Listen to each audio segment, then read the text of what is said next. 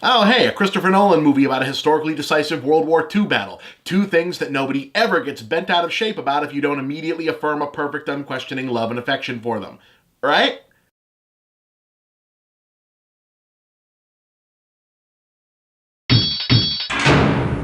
So Christopher Nolan is the unquestioned film school bro god figure of the moment, an undeniable auteur craftsman of occasionally staggering technical acumen whose catalog nonetheless flatters said bro's baser sensibilities by putting that substantial skill towards infusing artistic credibility into defiantly macho subject matter like revenge, con artistry, heists, rocket ships, and Batman. And unlike former film school bro godheads like Quentin Tarantino, he hasn't yet made things complicated for his acolytes by asking them to invest a nominal interest in global culture, women, or identity issues. That's not necessarily a criticism, it's an observation. Nolan is unique among filmmakers working at his level from his generation in that his work is singularly disinterested in human beings and their meddlesome emotional inner lives, hence why his best movie by far is all about how feelings are destructive psychological viruses that get in the way of creating believable fantasy worlds. He's a devout technician, overwhelmingly more interested in the hypothetical blueprints behind heists, cons, or vigilantism than in the humanity of his human chess pieces, a filmmaker who once decreed that an aesthetic decision like Anne Hathaway in high heels needed a practical utilitarian explanation. All of which makes the Dunkirk evacuation just about the most perfect subject matter imaginable for both his skill set and sensibilities. A brutal, enormously complicated, messy as hell World War II military operation held in particular reverence in the British national psyche that offers him a gigantic canvas of interlocking clockwork mechanisms to obsess over the inner workings of, and real-life, fact-based stakes the humanity of which must have seemed so recognizably built in and goes without saying apparent that he need not once again flail impotently against the cosmic walls of Murph's bookcase, trying to convince us that no, he really understands how human beings work honest. Murph! Anyway, a decisive moment in the first half of World War II, i.e. that part that American filmmakers generally don't like to talk about, the Dunkirk evacuation involved a strategic retreat from France back across the English Channel by beleaguered British and Allied forces that was complicated by geographic inaccessibility and a lack of available warships, ultimately leading Churchill to order civilian boats from England to mobilize for the rescue while stranded soldiers held out as best they could. But while the inherent drama there is easy to imagine, the actual reality of the event has rendered it difficult to depict on film compared to other iconic moments from the war. It took an agonizingly long amount of time, it was grueling and messy and murky and had too many moving parts. But Nolan, ever the master technician, opts to solve this problem through a genuinely ingenious trick of clarifying through complication, by playing around with time compression. You see, the film's storyline divides into three separate narrative tracks for land, sea, and air. One storyline following a group of soldiers struggling to survive on the beach, another centered on middle-class father and son yacht crew making their way across the channel to join the rescue effort, and a third tracking a pair of Royal Air Force pilots trying to provide cover fire for their mates on the ground.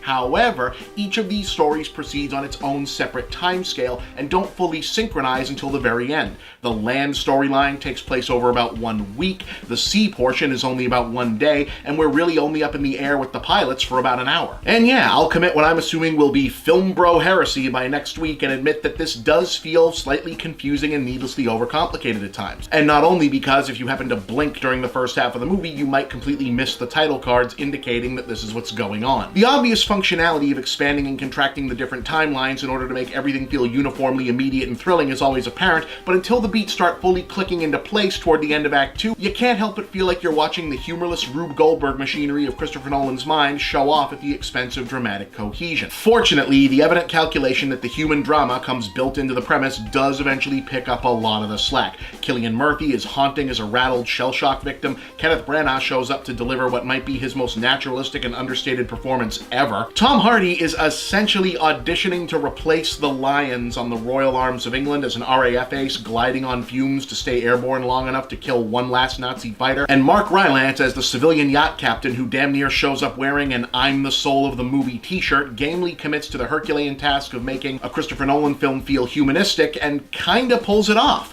And yeah, when the bulk of your film is dialogue-free depictions of harrowing rescues, boat sinkings, plane crashings, young soldiers starving, shivering, pinned down by gunfire, drowning, you'd have to be made of stone yourself not to get wrapped up in it. So even though I was ultimately left with the feeling that the technological IMAX wizardry and the look at me, aren't I a clever boy timeline gimmickry, and also the utterly bizarre decision to make it an all but bloodlessly PG-13, which, yeah, yes, does end up making things feel unsavourably sterile and stagey at points, kinda kept it detached at arm's length from being a truly great film, it is for the most part a perfectly solid military procedural drama with enough humanity where necessary to connect where it really needs to. I sincerely wish I liked it more, but 3 stars, absolutely worth seeing on the big screen.